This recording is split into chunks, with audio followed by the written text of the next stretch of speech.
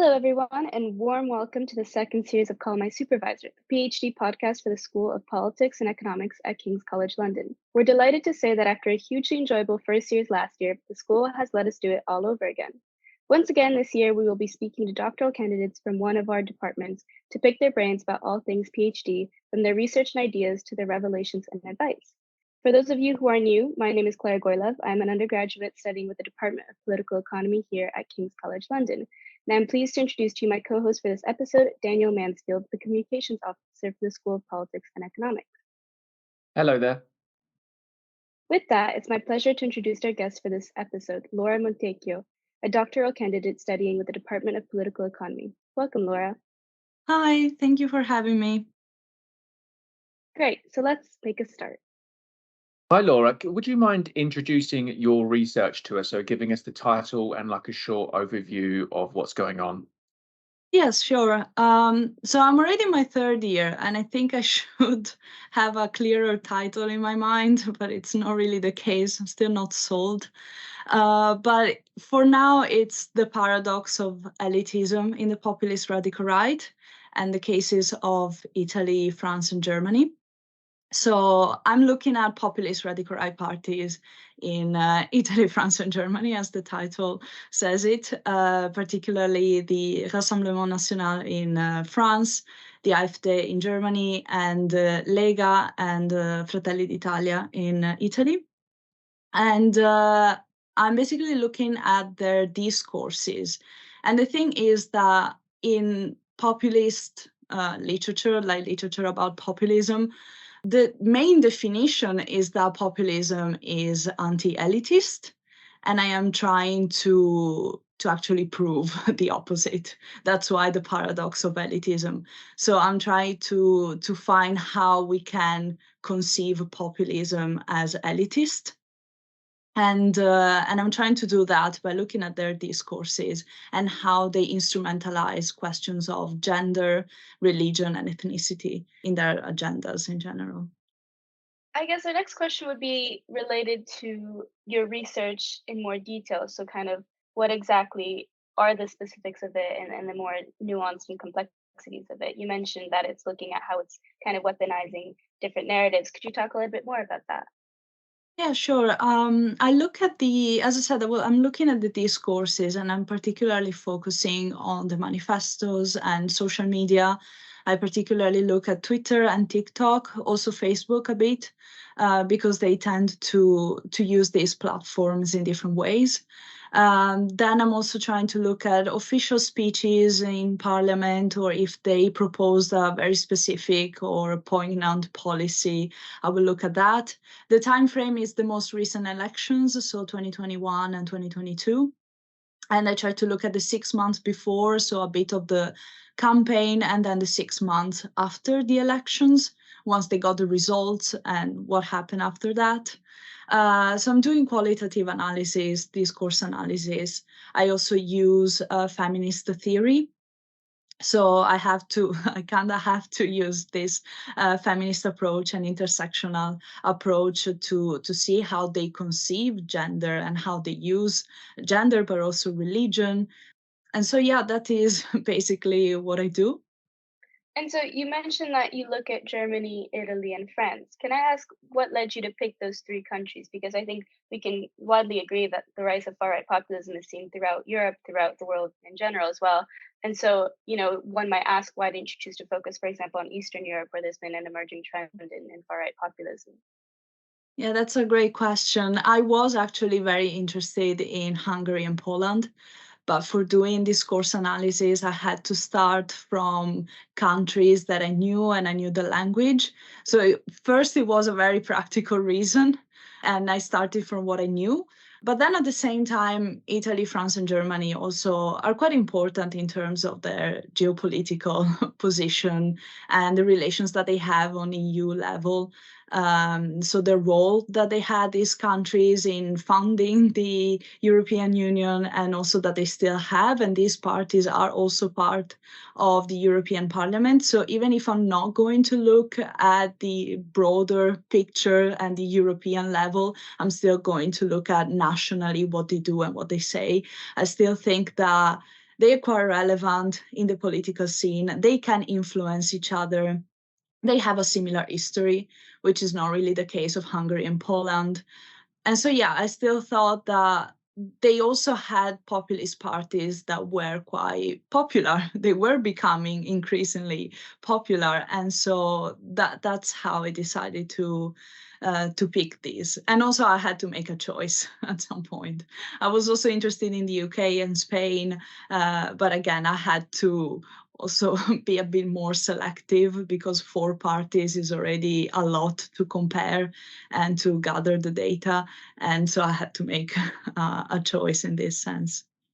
Laura, what do we mean by discourse analysis? What shape does that take? Do you run all the text through a program and look for keywords, or is it a question of reading everything and looking for trends?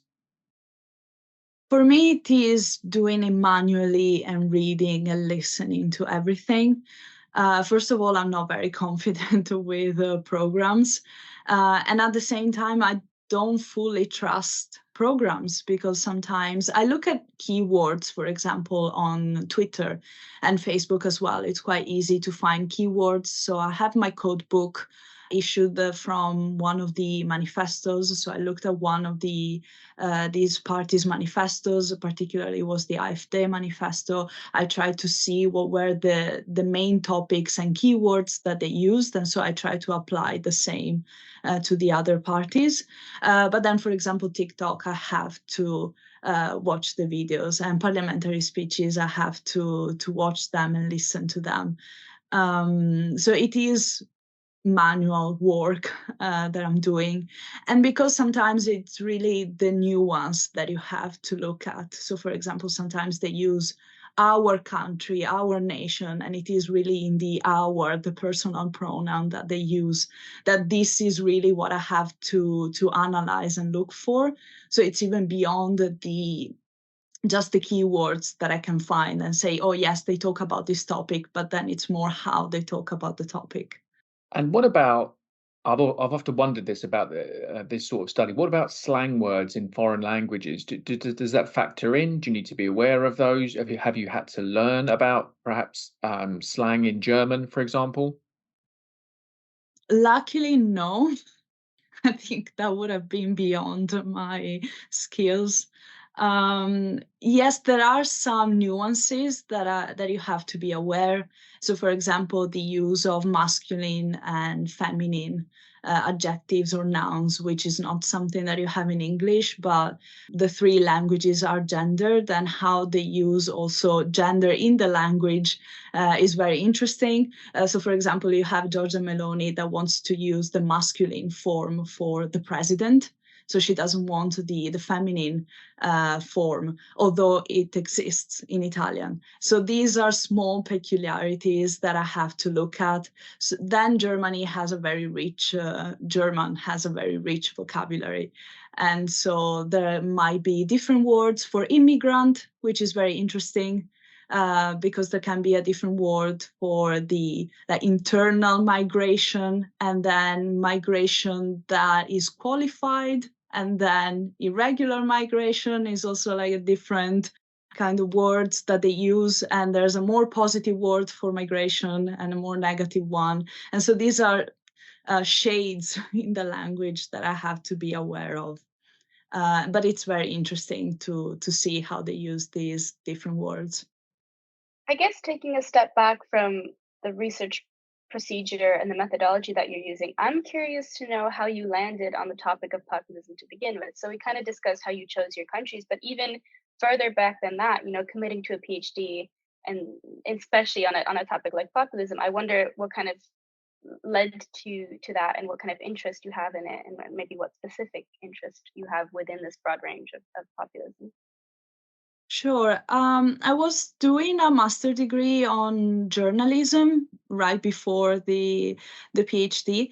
And so I was very interested in this, like how the populist radical right, or more generally the far right, was portrayed in the media, because it is very topical, and these parties are becoming more and more popular. We would hear a lot about these parties in the media, especially coming from Italy. That's where I was more aware of the situation, and I would hear about Matteo Salvini and the Lega every day in the medias. So I was very interested in that. So again, it was a very practical way in which I started and I approached my research, my topic. And then I also studied gender studies before journalism in another master. And so I always, that's what fascinated me the most. And the fact that I saw they were instrumentalizing gender and immigration more and more in their discourses. They were talking about this alleged gender ideology that was a threat for the people. And knowing what gender is and knowing that it is not an ideology, or more broadly gender studies, what it is, I wanted to know more, and I wanted to kind of discover the lies behind these discourses and what these parties were portraying to the wider general public. So yeah, I'd say starting more from a media perspective, and then I decided that my field is more academia rather than journalism, and so that's why I went into this direction. With a field like populism, which is, as you mentioned, quite topical, and I think a lot of research is coming out on it, did you find it difficult to kind of find the missing literature or the gap in the research that you could fill, or was it quite easy to pinpoint, and you realized that that was something you could fill through your own research?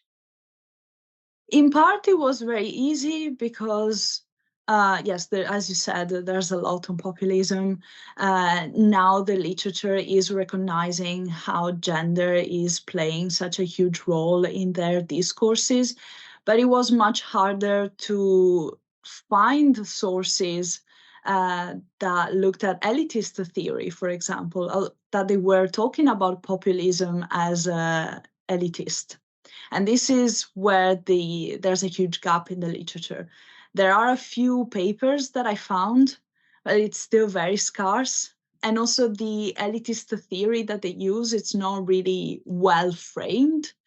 And they talk about elitism in terms of hierarchy, because yes, you have these parties that might be in powerful positions, and therefore they are part of the elite, but they don't really apply this kind of theory into the discourses and how they frame the people that they want to support in terms of elitism. And so that's where it's hard to find sources, and that's also why I've just started now in my third year to actually tackle and address this issue in my research, because I also didn't know where to start at the beginning. I had this idea, but I didn't know how to develop it. We've spoken about discourse analysis, but what other facets of research are you using? Are you doing interviews, for example, or is it largely desk-based? I thought about interviews at the beginning, and I also had framed some questions, potential questions, but then I decided to scrap it. So no, it's just working on manifestos and social media. So basically the sources that are already out there, because then it would have been a bit too much. It was just a question of how many sources could I possibly analyze in 3-4 years. And with the 4 parties, and it was already a lot, because I'm looking at the parties, but also at relevant members within the party. So it is a lot of Twitter accounts and Facebook accounts that I have to look at. Does that involve literally following all the AfD politicians, looking for their tweets, their Facebooks, official party communications? Is it constantly being in that space? A bit, yes. I try to not follow them too much. So I try to stick only during research time with them and with their accounts. And then I try to keep myself updated with the news and just looking at newspapers. So that is what I actually follow on my personal account, because then it would be a bit too intense. Their discourses are quite radical and, as I said, intense to digest. But yeah, I try to follow, especially the main representatives. So I don't need to follow the entire party, but the main representatives, yes. You mentioned that you're in your third year. I guess I'm curious to know, how far along are you, and how long do you expect it to take to complete the final work? So I hope to finish by December this year, so December 2024. Not really like finish, ready to submit, but at least to have a finished draft and already revised draft at least once, because I've done a first round of data gathering and I'm trying to write down the empirical chapters. So I have discussion and conclusion that I still have to write from the beginning. But then besides that, that's where I am. So that's why I hope I can, in the next month, revise everything, check if I'm consistent with everything, add more theory, because that's what I still have to do, and then have at least a first draft by December. And then I don't know, from December we'll see if it is good enough to submit soon or not. In terms of the timeline, would you say it was what you expected, or did it go quicker or maybe more slowly than what you had anticipated going into it? I'd say it's more or less what I expected, because I knew we had these 4 years, so 3 years plus writing up stage. So I was expecting that around the 4th year I could be able to finish. At least that's still the hope that I have. Then I wasn't probably expecting all the side work that I had to do, like trying to write papers and teaching. And I didn't know to what extent that was going to take time from the PhD. So I was trying to also look back at this past year and second year, and I was really wondering, what have I done in these 2 years? And I did something, but then there was also a lot of side work in between. So maybe without that, I would have been able to be already done by now. But then, I mean, I'm also happy of all the other projects that I've had so far. So, on a very practical level, how do you structure a day when you're a PhD? Do you sit down at 9 o'clock and think, today I'm going to do 500 words, or today I'm going to review this piece of literature? How do you approach that? Yeah, I try to have a plan of like the topic that I'm going to cover. So whether it is data analysis or it is literature or theory. So I try to have an overall idea. I tell myself, this is what I have to do, this is what I have to cover.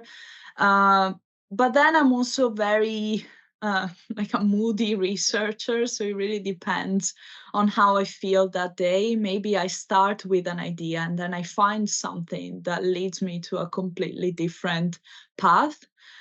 For example, this happened yesterday. I wanted to finish a section, and then I found something in the theory, and so I started to write, like draft something else that could be added to the theory.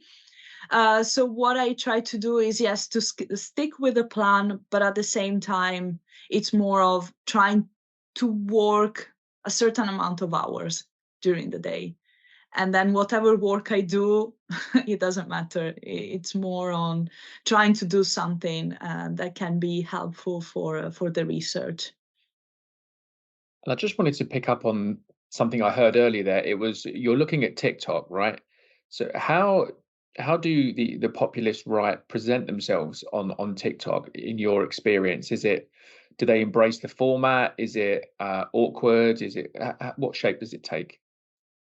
It really depends on the party, because I see that the AfD doesn't really embrace the format, because it's more, I would say, parts of speeches. I'm not even entirely sure at this point if they should have an official account. I don't want to spread fake news here, but I see that it is more also voters, supporters of the AfD that report parts of speeches. So the AfD is not really involved. While the Rassemblement National really pushed hard in terms of the campaign. And so that was very like cinematic, I would say. So there was this very catchy music, and it was really, pushing for the campaign. But then they haven't really used it much after that. While Italy is more of a mix of these things. So it is very interesting to see how they approach this new platform. I wouldn't say, though, it is entirely successful, because I don't see people my generation or even younger to be attracted by the kind of format that they propose, because it's still quite very political. So still a bit more professional in a way, which is something that you would expect probably more from Twitter than TikTok. I have a question about kind of your findings so far. So I know you're not fully done. You're still collecting some theory-based stuff, but you mentioned that your empirics are largely done. I was wondering if anything has stood out so far in what you found, maybe something you weren't expecting, or maybe a development over the past 3 years that you've noticed and have found maybe a little bit peculiar. I would say the differences among these parties, and especially how they propose themselves and how they frame their discourses. So for sure, I was expecting some differences, but at the same time, starting from such a similar approach, similar history also in how these parties have reached their success is also quite similar. I wasn't expecting so many differences. And the biggest surprise was Marine Le Pen for me in France, because I was there in France in 2016 when there was the previous electoral campaign, and I remember following that, and people who didn't vote for her were outraged from what she was saying. And then compared to the other parties, she's really moderate. I would say if I wasn't an academic who's studying and analyzing these things, I would say she sounds even convincing for how moderate and how she has rebranded her figure and also the party. While the AfD is really going hard with the anti-immigration, anti-Islam, and also anti-gender discourses, which again is something that I wasn't expecting. I was expecting more moderation from the AfD because of the history of Germany with populist radical right, with Nazism, and how they are also being more open to certain questions. So I wasn't expecting the AfD to be so radical in this sense. So that was very surprising, yeah. I've seen it said, or I've read it, that Meloni has moderated herself as she's come into power, and you mentioned there Marine Le Pen appears to have moderated as well.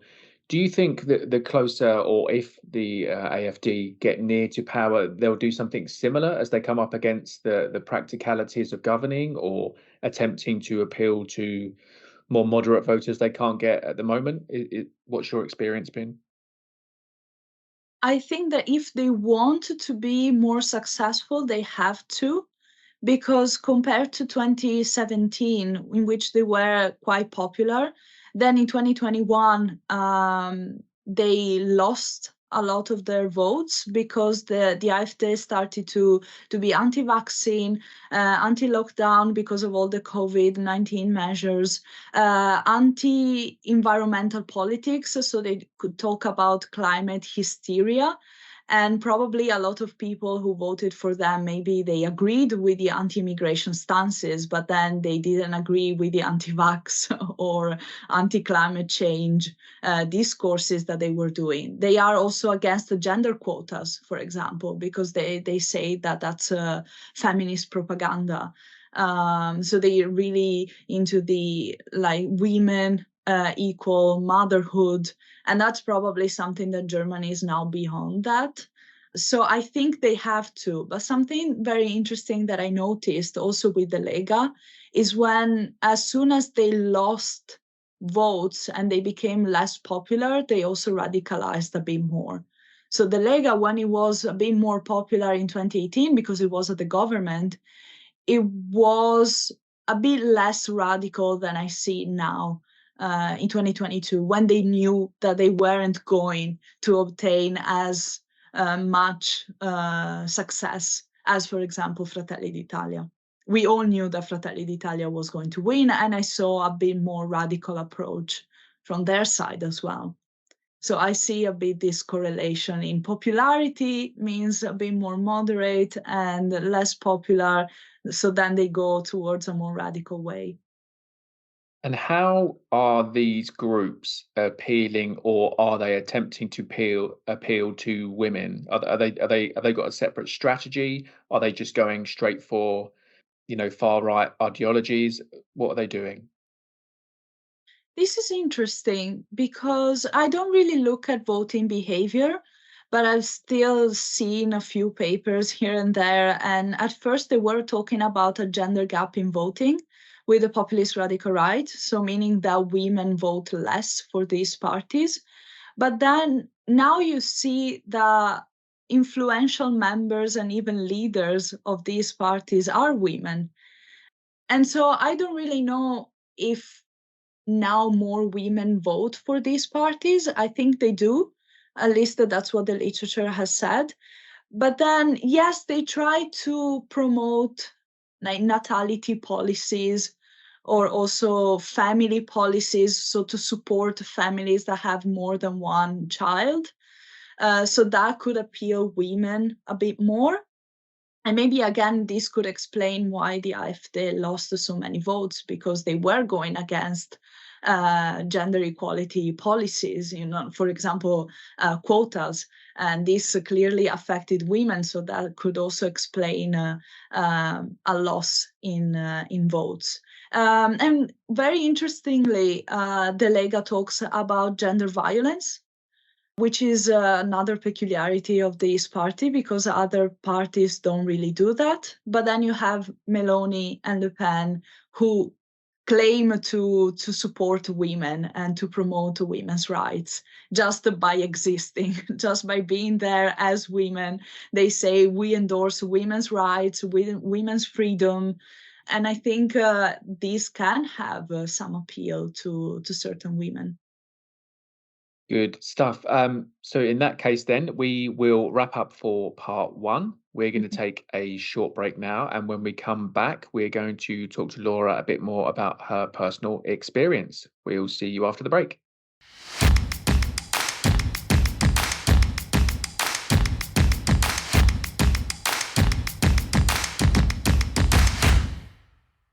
Welcome back, everyone. We're just going to launch into a 15-minute segment using questions submitted by the students of the School of Politics and Economics. So first, just related more to your research, Laura, I have a question myself about the role of nationalism in the populist rhetoric, especially in France, but also in Italy and Germany, and what links you've found in your research.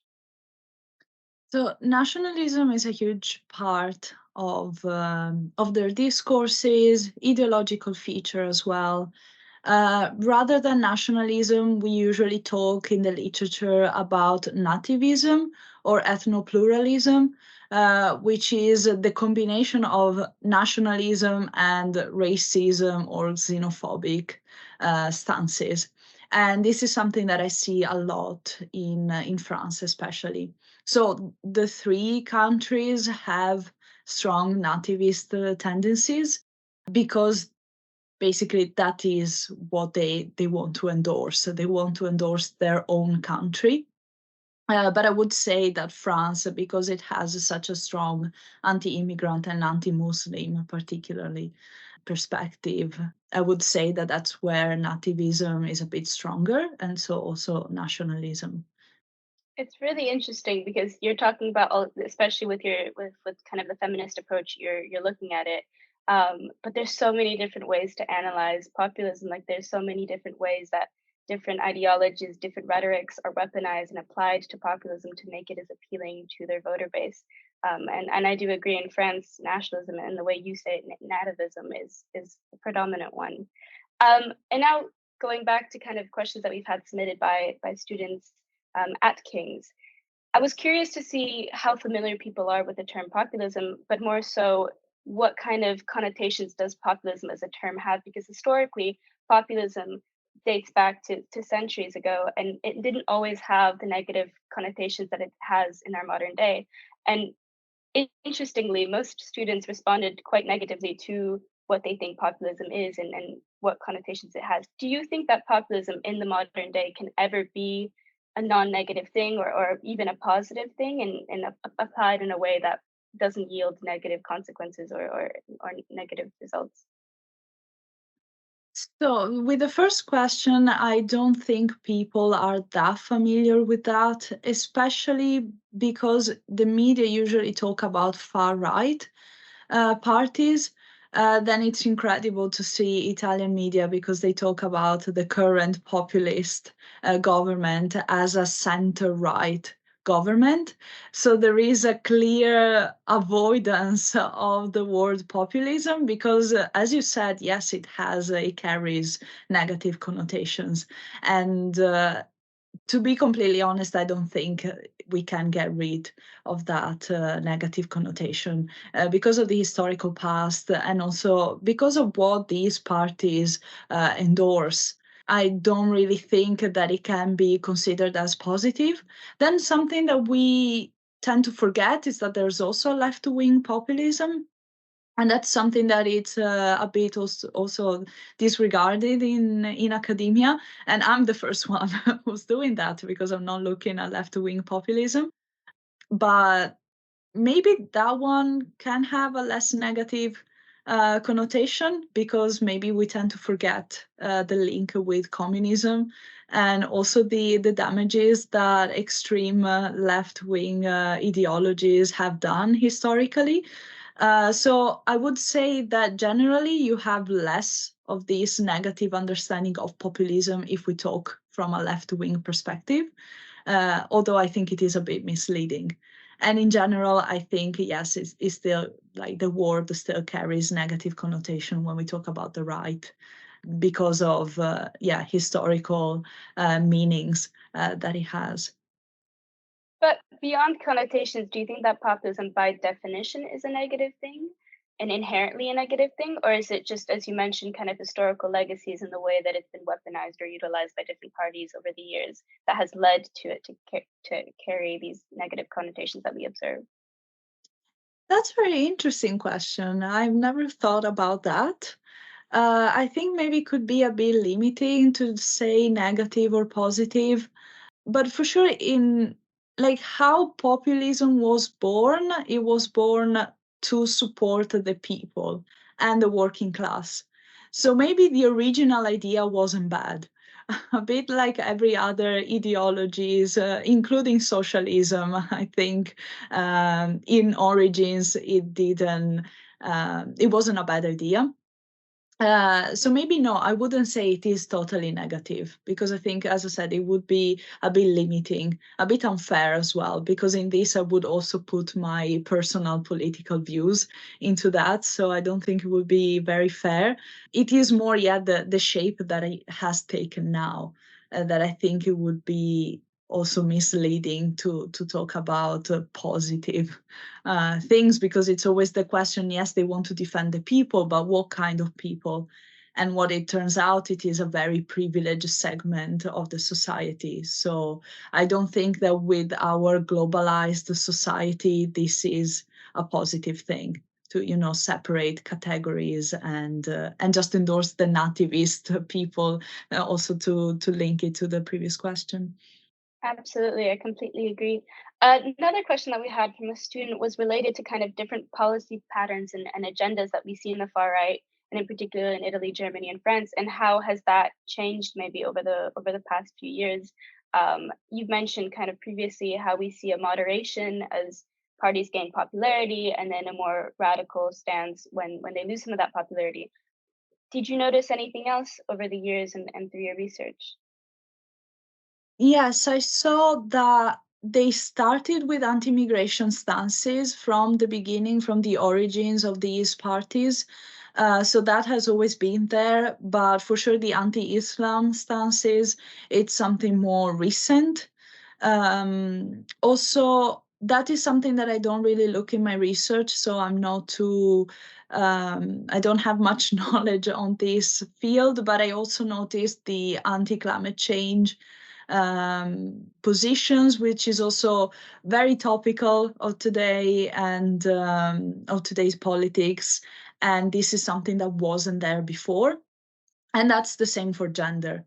The question of gender only came out after 2017, I would say, more or less. So yes, they were starting to talk about same-sex couples and adoptions and marriage way before that, and they were against it. But then talking really about this concept of gender, that is very new. So they for sure have trends in their discourses, depending on what is more popular at the moment. Do we see convergence amongst the Italian, French, and German populist parties? Or does it kind of happen independently in the respective countries, given saliency of issues or popularity of issues? No, I would say that they tend to follow these trends in all together. And I think that's also what we're seeing with Hungary and Poland. That's also, they also took the same path. So no, and that's the same for the US with Trump.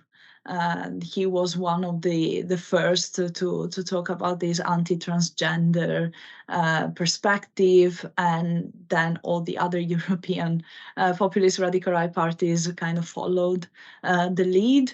So no, I would say it's usually a group trend. And then some students had some questions about the process or what it's like to undertake a PhD, and we'll cover some of that in the second section. But in terms, I took a poll in terms of how willing students are to take a PhD in the future, and there was kind of a split vote, with the majority saying that they would, but a large proportion also saying that they would be unwilling.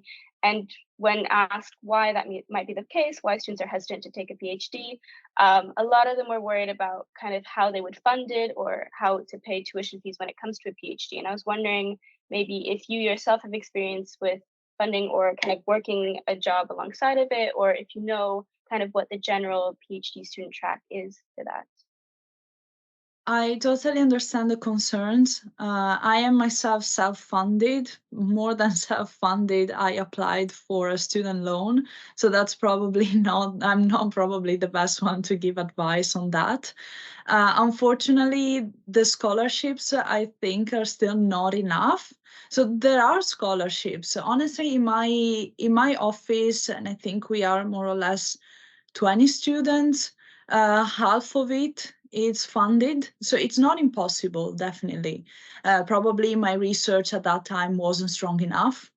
So I really would say try to look at the strength of your research, because that could really, really help in getting fundings, because they are possible. But at the same time, I still don't think they're enough. So I understand if that can stop people from pursuing the PhD career. What I do, and that helps me to basically live, is taking a lot of teaching.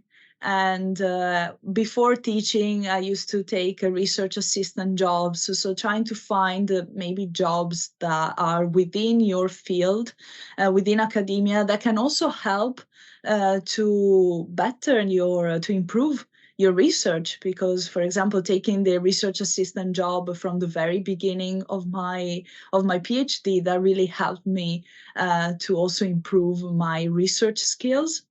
So it was a good way to earn money and at the same time to learn a bit more about research. And that's the same with teaching. I love that because it also helps me to get a bit distracted from what I'm doing, because sometimes it can be a lot. And also there can be the time in which you're not really inspired. And so you need some distraction. And so I would say trying to find side jobs, because I think they can be actually be more beneficial to your PhD rather than be a detriment to it. But in terms of balancing kind of having a side job or a teaching position alongside your PhD, is that quite manageable and quite, doable to balance the two? I think it is because as I was saying before, I think you need a break sometimes from your research. So of course you still have to be very focused, and for me it's very important to set some goals or deadlines. So by April I have to have this done, and then I try to do this also with all the other activities that I have in between. So I think it's manageable. It is important to also manage your time well and wisely. But as I was saying before, I think it can be more of a benefit, because if you just work on your research, there will be a point, whether you want it or not, in which you will be stuck. Whether it's because you don't know how to continue with your theory, or you're stuck with your data, or you found things that you weren't expecting, and so you don't know how to move from there. I think it can be hard psychologically if you're just doing that and you don't know how to move on. And that's the only thing in which you're going to focus. It will be, I can't move on. I don't know how to do this. So that's why I think it's important to also have side jobs and other things that can also occupy your mind. Because I took, for example, 2 months break from my PhD between November and December, between writing papers and marking and holidays. And when I went back in January, I felt so fresh. My research felt new, and I saw things that I couldn't see in October. And so I think that really helps. And that segues me into the student's last question, which is the idea of a PhD as a whole just sounds really daunting. You have a lot to do from research to the whole write-up and so on. And so how do you know that it's the right time to undertake this project? And how can you tell that, that the time is right, your proposal is what you want to do, and it's kind of ready to be implemented in kind of undertaking a PhD and committing to the process? Oh, I think this is so subjective in a way, because there's never the right time, or it's always the right time. At first I wasn't planning to start my PhD right after my master degree, and then the pandemic came in between, and I really wanted to do something. And that ended up being the right time for me, because I found a topical topic, and I found amazing supervisors and co-workers, and who knows if I would have done it if I waited for a few years. So I think it really depends on your situation, and if you see that financially and also mentally you can afford it, I would say go for it.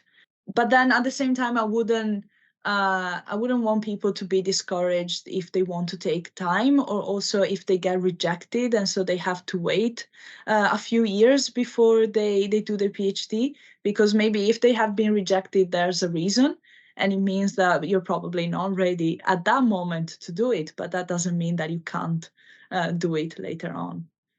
Thank you very much. And that's the end of our short 15-minute segment. I hope that has eased some minds and clarified some questions to the student body. And we'll see you for the second part.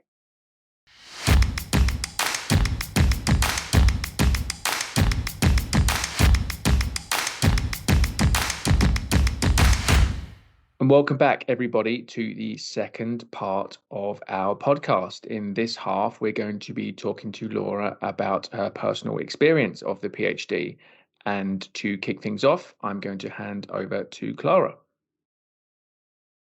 So, Laura, you mentioned that the specific timing of your PhD was given that it was due to the pandemic and you weren't expecting yourself to take it on so soon after your master's. But did you always know that you wanted to take a PhD? And if so, why was it the case that you knew you wanted to embark on this long research project?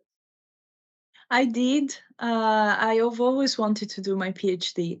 I wasn't too sure on the career I wanted to pursue after that, and so that's why when I was doing my master's degree in journalism and I was writing pieces, I got very excited by it. And so I wanted to do something more practical.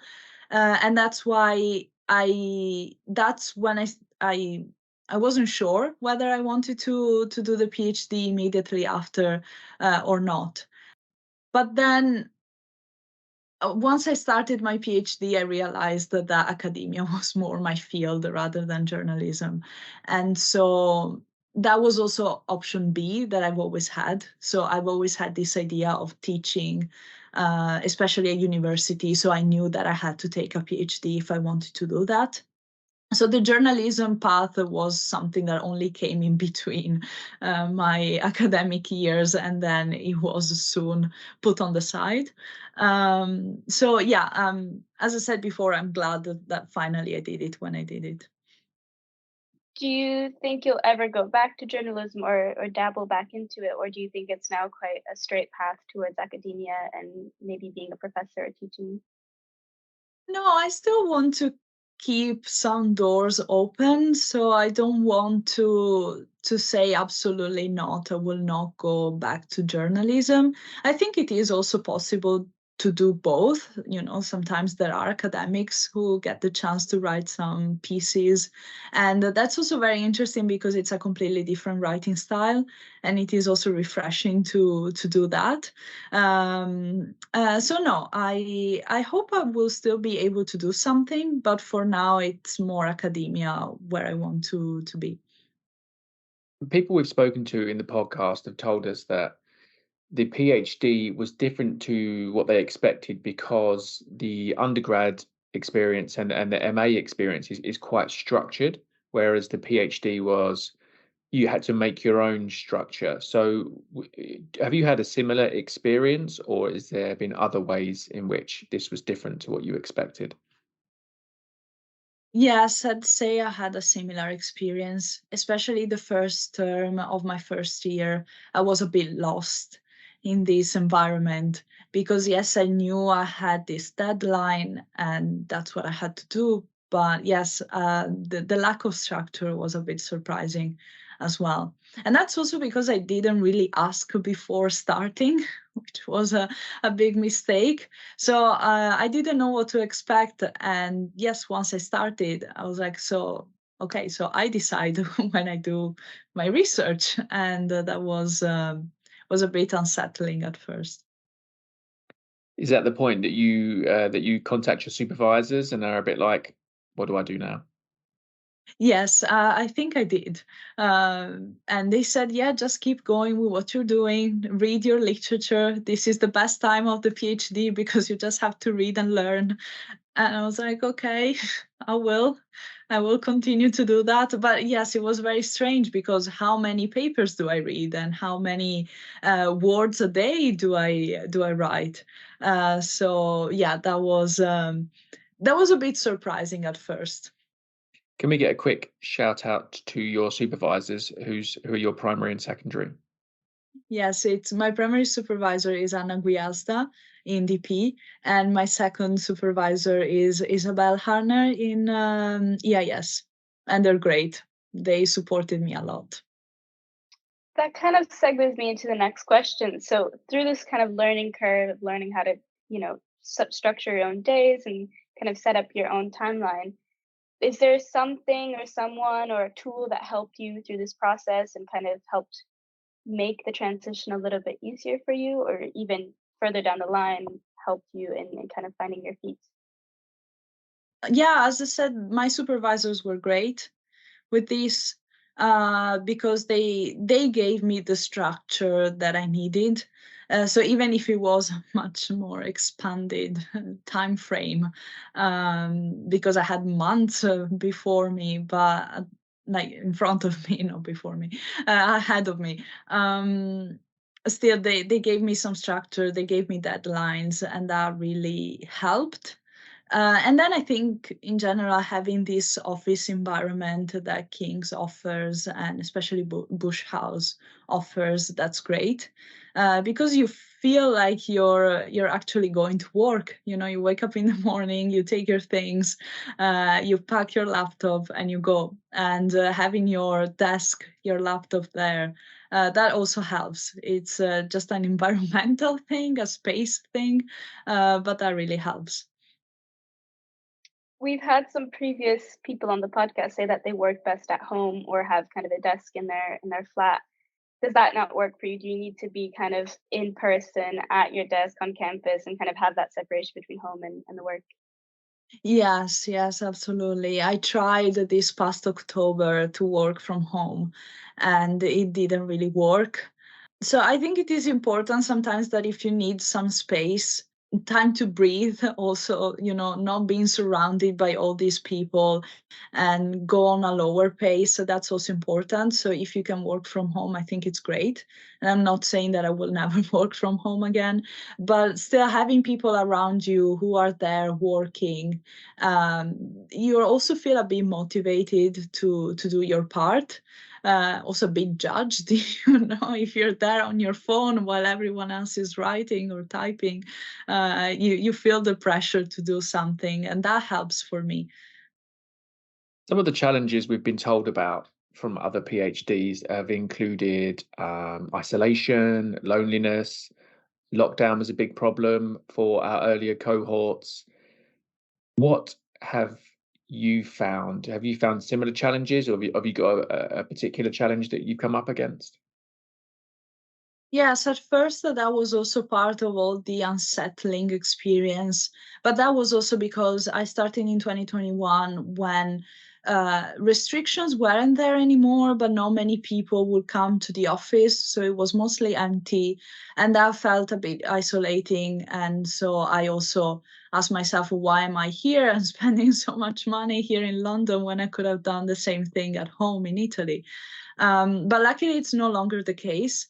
Then I can't speak for other departments or environments, but at least there in Bush House, in DP, and also EIS, because we're joined now, there's always a lot of people.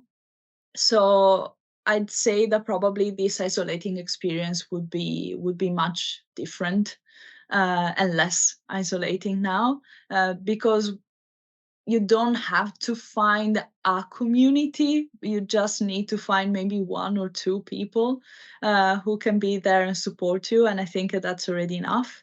Then I'm also lucky because I met my partner there. And so that really helps with the process, having someone else who does a PhD. But even if it is just a friend, there's always, now there are so many people that it is easy to find your people in that space.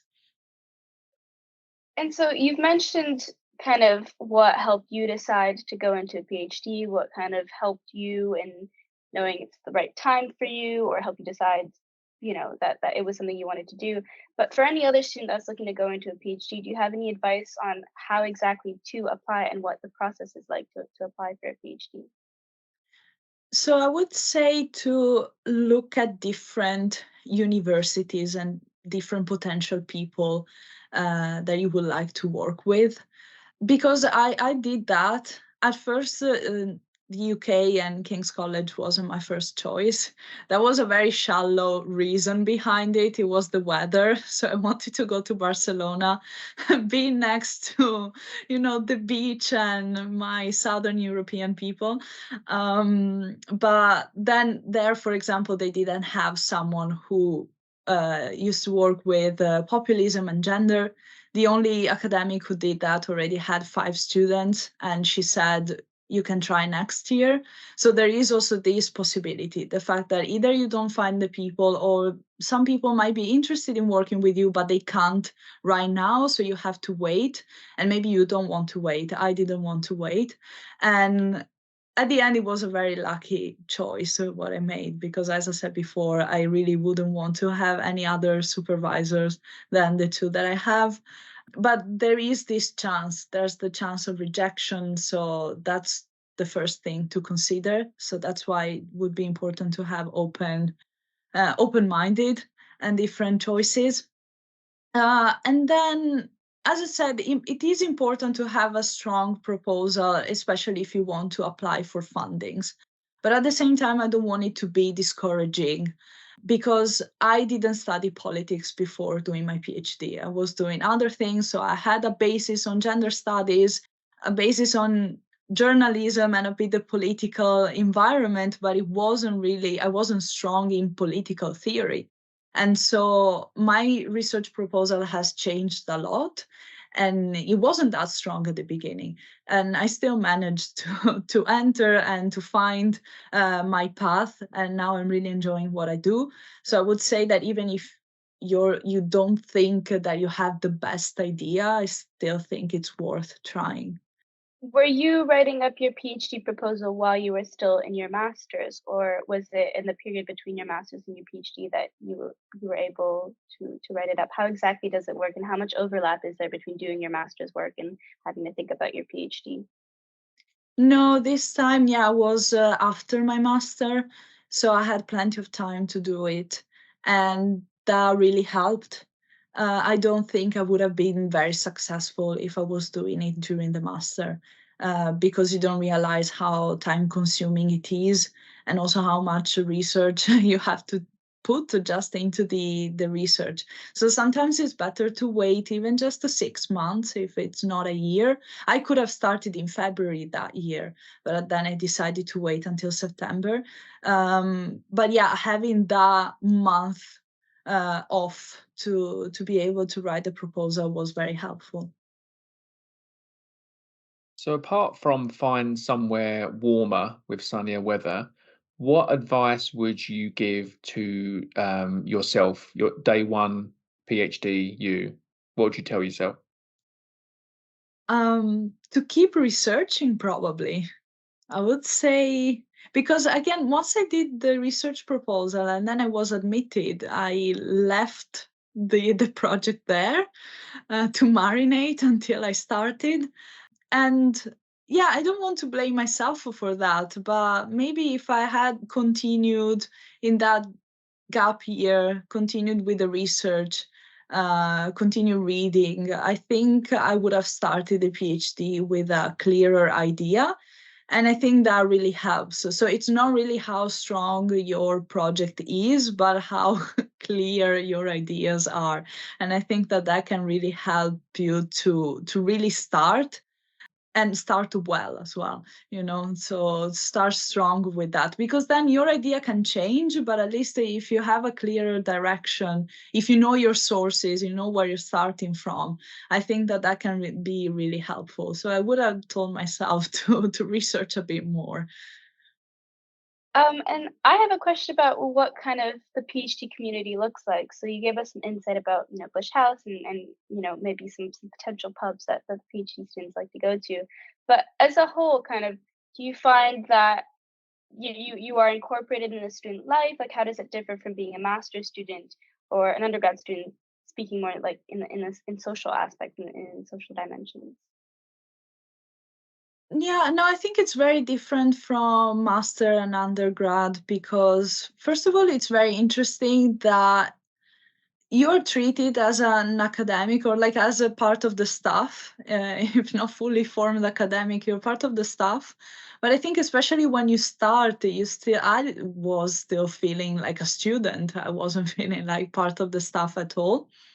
But then you have really this office vibe there. And that is great, because you know that if you don't know something, you can ask someone else, and there will always be someone else who knows how to deal with bureaucratic things or with challenges that either can be with your supervisor or with a student if you're teaching, or just with your research if you don't know how to continue, or with conferences.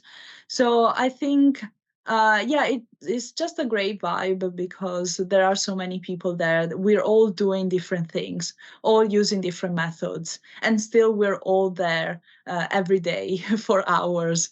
And so it's incredible to see how other people are approaching their own work, but also it's nice to have a chat, for example, for lunch and have a break from the work environment and just talk about, your favorite series or new restaurants that you have tried. So that's very nice. Absolutely. So that brings us to the end of today's episode. I'd like to thank my co-host for today, Daniel, for his support, and I'd like to thank Laura for sharing her thoughts and insights for this episode. Of course, thank you also to our listeners for taking the time to tune in, and we look forward to welcoming you again soon for our next episode. Take care. Thank you.